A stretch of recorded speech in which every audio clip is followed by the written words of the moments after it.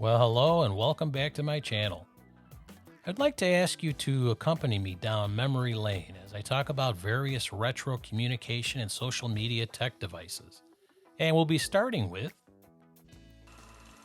my dad's 8mm film camera, similar to the one pictured here, as well as his Argus projector, was our family's way of doing social media, and the fact that we would have many relatives and friends over for movie night. Now that's me on the toy guitar. Of course, it's not the same as when your dad can show you up on a toy guitar.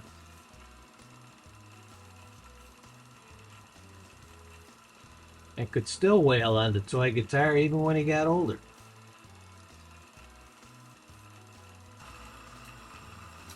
Of course, occasionally during movie night, you might have to do an on-the-fly quick video edit. Literally.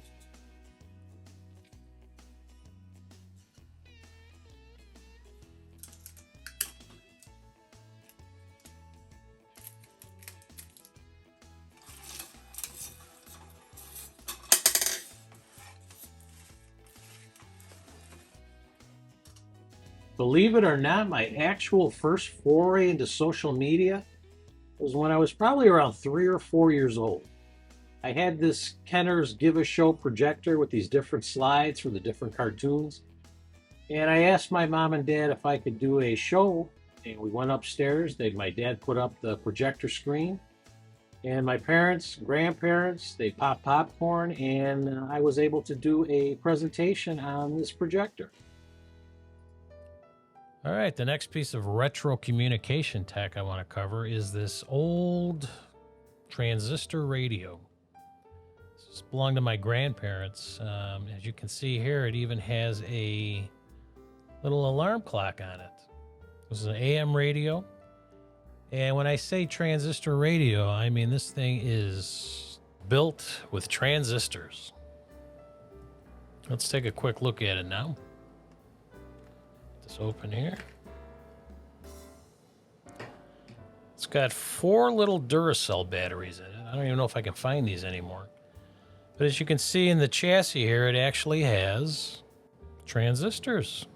Think of the Apple M1 or M2 chip now as it compared to this. They can fit millions of these things probably on there.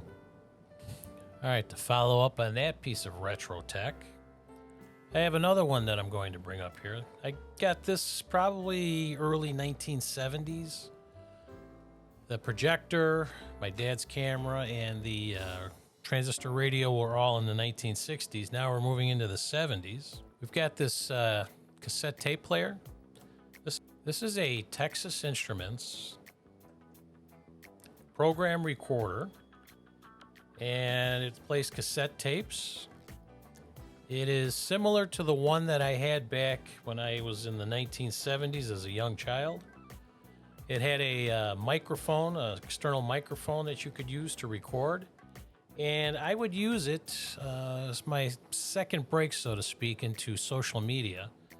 The first one was, again, that little projector that I had when I did that presentation for my parents and grandparents around 3 or 4 years old.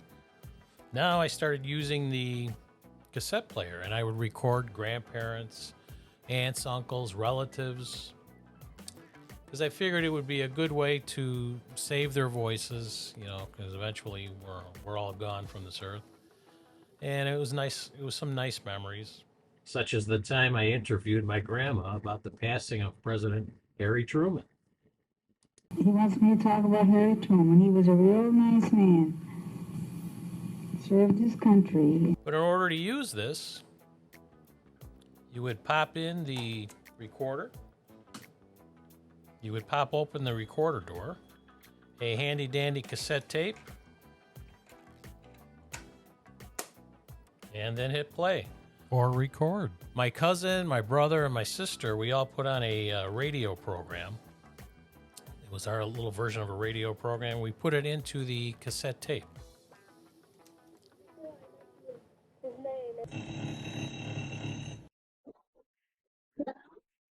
What station do you listen to?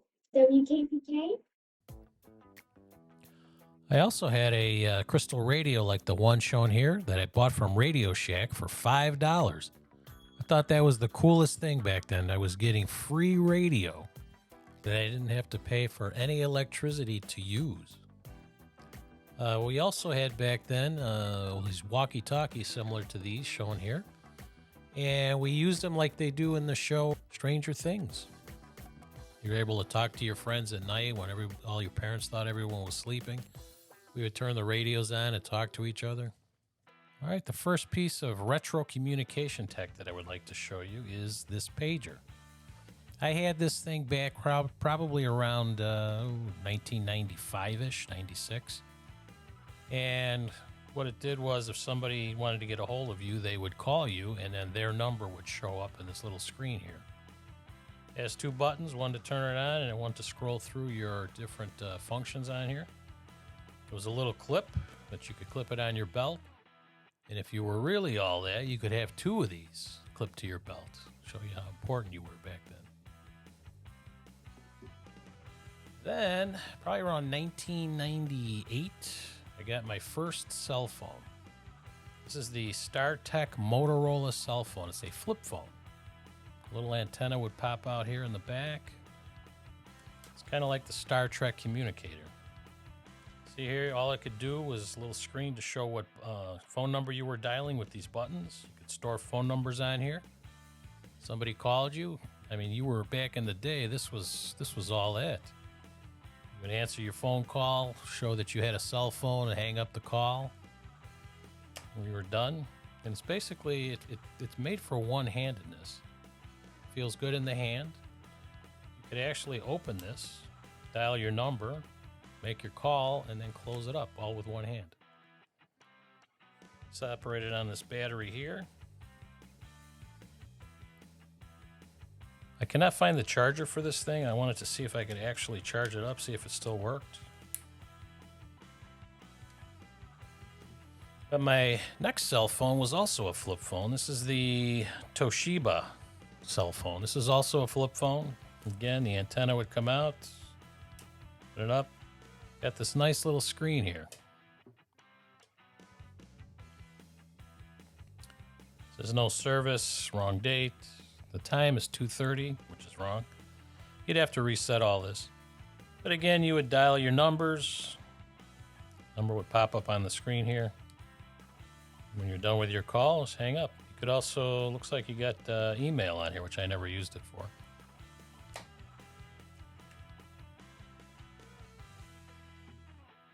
Next, this was more of a consumer communication device, but this was my first and only iPod that I ever got. About the size of a, probably an iPhone 4 or 5 maybe. Again, it's pretty small in the hand. Basically had one button. And pretty much your functions were limited by what apps you could get. What I've got on here is anything from mail, calendar, YouTube, my own music that I downloaded, the Weather Channel, Facebook. Put text on here, the App Store, my videos. That was all you could do. You could just listen to it or watch a movie on it. All right, next device was this HTC phone. Again, you got the screen here, make your calls.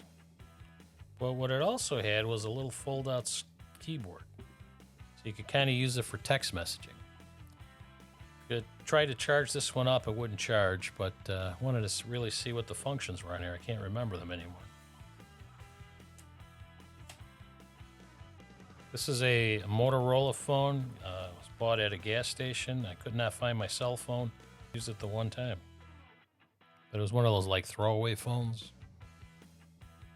And then finally, my last phone before I started switching over to the iPhones was this Samsung. See if we can turn it on here. This was my foray into to using a touchscreen phone, so I started with an Android phone. So I went with the Samsung. Enter password to unlock screen. And I cannot remember the password, so this is all I can show you at this point.